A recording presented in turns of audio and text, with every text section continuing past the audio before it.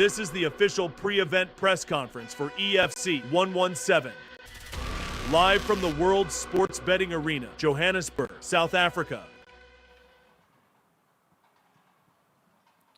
Welcome EFC fans to the EFC 117 press conference. We've got 3 more to end the year. This is going to be an incredible fight card. We've got a headliner between Vince Bembe and Faeez Jacobs for the vacant bantamweight title. We're really excited to see this fight take place. Both these guys are seasoned professionals. They've taken on the best in the division and worked their way up to be the number 1. And all I can say is it's star-studded in terms of the amount of bonuses that these guys have racked up through their career. I think that it's a highlight point that every time these guys get in the hexagon, we see an absolute war between these fighters. Let's kick it off. Faeez Jacobs, first question for you. So, you've been the interim bantamweight champion, and this is finally your chance to become an undisputed champion. Can you tell us about how that feels for you? So I have been an undisputed champion. When I won the interim, the champion at that time refused to defend. So what this moment means to me is this. I am prepared to do whatever it takes to get to the UFC. And I need to make this the belt is important, but I want this performance to sell me. So I'm coming out here to put on something UFC worthy. So the belt will come, but the performance is what I'm looking forward to. And keeping with you, Faeez, we tend to see that you usually come through to the weigh-ins with a little message written on your torso. So can you give us a little hint as to what we can expect this Wednesday? You'll have to watch and see. You'll have to keep your eyes peeled because there's always a show and you'll have to tune in to see it. But best believe I'm going to come there, I'm going to bring the energy, I'm going to bring the fire. I am the main event and I produce. Awesome. Willie, question for you. You are undefeated in your 4-fight career and you've had a hell of a 2024. So what would a win in this fight mean for you? No, any win for me is major. I take every fight as serious as I can be. And yeah, no, I'm definitely aiming to fight a title fight either the end of the year or as early as next year.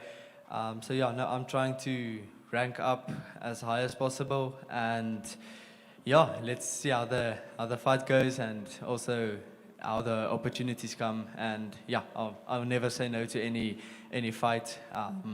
So yeah, no, we are pushing upwards. I'll hand it back to Chachelo if I can. I just want you to reply to Willie because there's a lot of hype behind this guy being undefeated. A lot of people saying that Willie van Rooyen in the future will be a champion, but it's an opportunity for Chachelo Moichela to derail this hype train. Do you feel that opportunity? Yes, I do feel that opportunity. Yeah, this fight is a big fight, and I can see that if I win this fight, I'll get to the top. Yeah, I'm not far away to the goal. He's very well-rounded, but then so are you. It's difficult to call how this fight's going to go, whether it's going to stay standing or going down to the ground. Can you give me a prediction? He's much more of a striker. I'm also a striker, but then I can also grapple. If it goes to the ground, I'll definitely control it. Even if it goes on striking, I'll control it. Willie, how do you respond to that? So Chachelo saying if it stays on the feet, he'll control it, but also in terms of the grappling, he's going to look for some top control and then probably hunt for the subs like he's done in some of his past fights. What do you see if he tries to do that? What's going to happen? So yeah, I also worked on all my skills, grappling, stand-up. So yeah, I'm excited to see where he wants to test the waters. I also want to test him on both stand-up and ground, and we'll see how it goes. I'm very positive in my fight camp, and yeah, it's been a good camp, and I think also it's gonna be a good match, and we're gonna test each other, and this fight is also gonna predict who's most probably gonna be one of the future champions. Faeez Jacobs, there's a line in Never Again on the Age of Truth album by Prophets of the City. It says, if you know yourself, that's what makes you stronger. It seems to me going into fight week that we can put a block of titanium in the hexagon for you and you will still run through it. It seems like this fight is actually not about Vince Bembe. It's about Faeez Jacobs fulfilling his legacy. Is that true? Absolutely. My goal is to be among the best in the world and then become the best in the world. And I have done this relentlessly for years. I made a promise to myself when I was very young. I started following the teachings of Bruce Lee at 16 years old. I have gone against every opinion that has told me otherwise. I have overcome adversity when it comes to emotional blocks, psychological blocks. I've overcome adversity of COVID. I've overcome financial adversity to be here. I have done everything to rightfully be the champion, and nothing, when I say nothing and nobody will stand in my way. I will run through whatever it takes. You can put a lion in there with me, and I will skin him alive. This is what I do. This is how I eat. This is my legacy. I'm here to build my legacy, and I'm here to be known as the greatest. That's what I'm aiming for, and I will not stop aiming for it. I will continue to come back, and I'll continue to do it in spectacular fashion. I'm gonna come out here to do this in remarkable ways. I'm gonna hunt that knockout. I'm that guy that's gonna find that opportunity because I'm looking for it. I'm looking for spectacular. It's interesting you talk about that spectacular KO. Vince Bembe in his last fight also scored a record first round spectacular knockout of his own. What dangers does Vince Bembe bring to the troublemaker? If he tries that drunken master style with me, he's gonna go to sleep faster. If he comes in toward me like that, he's sleeping just as fast. Bro. What was that, 9 seconds? I'll make him sleep faster than that. Bro. Graham, question for you. What's on the line here between Willie and Gauchelo? You know, you've got two massive young prospects here. Just describe to me the landscape of the flyweight division, just refresh us as fans of what's going on there, but also what's at stake for these two young stars. We recently put out the rankings for the flyweights on our website, and there was a lot of guys that weren't ranked in the top 5 that are up-and-coming stars that are, you know, putting their hands up and saying, what about us? And it's so crazy to see that division is just saturated with talent. So, you know, guys like Willie at the top at the moment, in my opinion, I mean, he's right up there at a 4-0. If he manages to rack a 5-0, definitely we need to have that conversation with him where he goes next. I'd love to see him fighting for a title, brutally honest, because of his style. I like the way he fights. I think stylistically he matches up with Tumela Manyamala really well. Stylistically matches up with Terence Bolelo, who's the current interim flyweight champion. But what I'd like to do first is we want to try and get Terence Bolelo and Edson Machivane locked in for that title fight to happen. And the winner of that, definitely, if Willie's done it and he's got the W, also goes for Gauchelo. If he manages to rack up a win against Willie, we definitely have that conversation with the guys and when we can see them have a title shot. There's questions for Gauchelo again. We have a different one, and perhaps I'll throw it to Willie after I've done with you. I always see these fights, some of the best fights in this year at EFC have been between Mamelodi Warriors and A-Team Stars. We talk about the rivalry, this all-Pretoria clash. Does it give it extra spice to you? You're asking me or Willie? Me? Oh, Yeah. okay. Yeah, I think like most of my teammates fought with the A-team, so yeah, I think there's a spice there. Yeah. Willie, and for you, there's always respect between the two camps, but they always do produce sensational fights, don't they? A-Team Stars against Mamelodi Warriors. Yes, yeah. So I don't think there's bad blood between the two gyms. We aim to never have bad blood. There's massive respect between the two gyms. And yeah, our gym, the main thing of our gym is to have respect. And so yeah, we never try to have bad blood between each other. But yeah, we never take any fight lightly, especially if it's from Mamelodi Warriors. We know it's going to be a tough one, and then that motivates us to train even harder. And yeah, like I said, it will spice things up, but we never have bad blood. There's always respect before and after the fights, but during the fights, it's a fight. It's part of the game. So yeah, no, it definitely spices things up.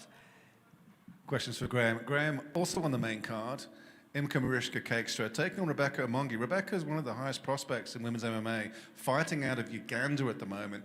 Give us an idea of the landscape of EFC support for women's mixed martial arts as well with this particular fight. Yeah, I mean, we know we've got to dig deep to find the talent and bring it out. And when we do, we get incredible stars. So I think that, the pool is never as deep as you want it to be. So you've really got to highlight the ladies, put them on the main card. Because I believe that, it goes without saying, for as long as we've been doing this, if you give somebody a chance to focus on the main card or be a part of the main card, they show up. They show up. I mean, this is why I'm really excited about these two guys on the main card, because I know that being so high, that it's not that we expect a big fight. I mean, I do, but I know that it's going to deliver, and it always does. So we need to build those divisions. We just secured a title fight in the strawweight division and a title fight in the bantamweight, which I think we're advertising the bantamweight fight right now. So there's space in the flyweight division, and we just need to keep on growing contenders for those champions. Because, I mean, Manon's gone to UFC, Arlene's gone to UFC, so, I mean, if you can't see that that's the way that the ladies go once they get there, you're blind. You've got to just follow that path and win, and you can be in the UFC for sure. Well, let's talk about that opportunity to fighters. A couple of fights on this card have fallen off with the injury and a whole bunch of other reasons to do with travel, etc., etc. But we've also seen, similar to I was talking about the local rivalry, some of the best fights we've seen this year have been some of the late replacement fighters stepping up and actually winning, and winning bonuses on top of that. I mean, it's this fight card's going to be one of the most unpredictable and fascinating ones of 2024. Yeah, look, it's a sleeper card. I mean, I always say that. I say that when we lose a lot of fights, admittedly we have, we've worked really, really hard to try and patch up the card and make sure that we have some solid fights. I'm really glad that we've got the main event, the headliner and the co-main. I think they're killer fights. They're great fights. But let's be real. I think people need to read between the lines. Why is it so hard to remake fights now?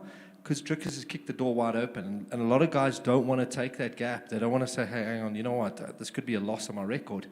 A lot of guys are, I don't want to use the word fearful, but they're a lot more cautious about their records because they see the opportunity. So it's a good and a bad thing, yeah. Harder for us to fill fight cards when fights fall apart, but a really good thing because now we have a lot of work to do behind the scenes to get these guys' careers and girls' careers going. So, double-edged sword. I think the card's worked out, and we're going to see some bangers. I mean, we've even got Shannon van Tonder back on the fight card. I mean, there's some real cool fights on the fight card. Graham, staying with you, you mentioned the EFC rankings which were recently released, and of course there was a lot of anticipation with those. Can you just give us a bit of insight as to how the rankings system was determined, basically? Yeah, so we exclude interim champions and champions because they can't be ranked. They're naturally the top apex predator on the card, on the rankings. So we have a number 1, a number 2, 3, 4, and I've given it up to 5 in divisions that have the depth to go to 5. And I really wanted to not dilute it by going, 10 divisional rankings because then it can get a bit strange. I wanted to be solid 5 ranked athletes. They would have had to have competed in that division within the last 18 months within EFC, and they would have to. The only thing that bypasses that, like Chiluma Mikishi, for example, is he hasn't fought for us in 18 months, but he was the lightweight champion. So that's the only thing that trumps it. I think it's a good way for athletes to put targets on backs, and know what they're doing and knowing who's the apex predator that they need to hunt down. I mean, that'll be great when one of these guys, Vince and Faeez on the top there, you're going to see so many bantamweights come out of the woodwork. Zulu Boy did that for us, So many flyweights came to the table going, that's the guy I got to beat. Sure, I better do some work. And keeping with the rankings, we've seen the likes of the UFC having credentialed media actually weigh in and give their votes with regards to the rankings. Could we see the same for the EFC for a sense of independence and, I don't know, maybe like just getting input from the media? Sure, we started it off in-house, but definitely on the cards to start outsourcing it to media to establish exactly who we all feel is the top 5 to top 10 within each division. And that'll come as that divisional ranking idea and the metric for how we gauge those goes. I mean, I'll be honest with you, I look at the UFC rankings and I think, they're not reflective. Like if you looked at the middle, okay, let's give you an example. Drickus prior to beating Israel was nowhere. You know what I mean? Like to beating Strickland. He wasn't considered the number 1 guy in that division by the media. And even after the Strickland fight, they probably wouldn't have, if we didn't include him as a champion, they probably would have said, oh no, he's number 7 or whatever the story is. So that's where it gets ambiguous and a little bit strange because I think opinions suck a lot of the time, whereas we're looking at it from he beat him, he should advance, he was a former champion. We're doing it quite statistically, if I can put it that way. I know you hate these questions, Graham, and I know you're always the guy that gets put on the spot and has to answer for the entire promotion, so please forgive me. I've just been dying to know what's happening with the middleweight division, particularly the belt. What's going on with Mark Hume? I know he had the run at Tough. I want to know what's happening with that particular belt, just because it's one of my favorite divisions. Yeah, there's a lot to announce there. We haven't concluded all the stuff contractually, but essentially, Hume is back. For what I can see, he'll be back in the mix. Shadrach Nsua is in the mix there. We've got Luke looking to campaign for a welterweight title, which is looking very promising. There's a lot of things. I mean, I'll be brutally honest. The next 3 fight cards are incredible. Like if we can land them and get them stitched up the way we want, yeah, we're in for a hell of an end of the year. Last quarter is going to be mad. Because everybody kind of waits it out, and they do. They want their last, I'd say swan song is always the end of a career, but it's like the swan song to the year. They always want to be on the November, December cards, which is why these fights are critical, because the guys that really place highly here will feature in November, December, and be big guys for us to focus in on. But those cards are looking amazing. But Hume's back, and that middleweight division's looking great. Really, really cool. Faeez Jacobs, question for you. So I know that your opponent, Vince Bembe, is not here, so you can't actually look him in the eye and gauge how he feels right now and all of that. But what are your thoughts on your opponent heading into the fight? I'm going to steal the show. Would it be nice to see his face here? Huh? Kind of miss him, but anyone want a video call, Vince? Yeah, so the reason Vince isn't here today is that he was on his way, and he comes from Secunda. It's like a 2-hour drive, and he got into gridlock traffic just outside the airport, sitting behind an accident for the next hour. We all knew about this long ago. We were all prepared. I mean, you want to show up or you don't want to show up? Who's the belt? Where's the belt? You want the belt? You show up for the belt. Shout out to Vince. Thank you. That concludes EFC 117 pre-event press conference. Join us here Wednesday for the weigh-ins. What a killer weigh-in that's going to be. That's going to be so exciting. I love having this guy on the weigh-ins, and these guys are really featuring so highly on the card, so it's going to be great. We'll catch you then. The main event of EFC 117 is the scintillating title clash between the 2 top-ranked divisional contenders and perennial fan favorites, Faeez Jacobs. I am the number 1 bantamweight, yo. I'm coming for that belt. There's nothing anybody can do to stop me. And Vince Bembe. When he smells blood, he hunts mercilessly for the finish. Former champion Jacobs always has fans on the edges of their seats with appointment viewing performances. Oh, big right from Faeez Jacobs. Chick Fulton's down. He's looking for the finish, and it's over. Told you. What a win for Faeez, the troublemaker Jacobs. But his opponent from Mpumalanga is coming off a knockout of the year with a first-round finish to book his date with destiny. And in the black and red. Oh, he's out. It's a knockout. Bembe wins. Comes through with a knockout. What a knockout for Vince Bembe. Baby. Yeah, what can I say? It is what it is. EFC 117, Thursday, the 12th of September, Johannesburg, South Africa. Broadcast and ticket details at EFCworldwide.com.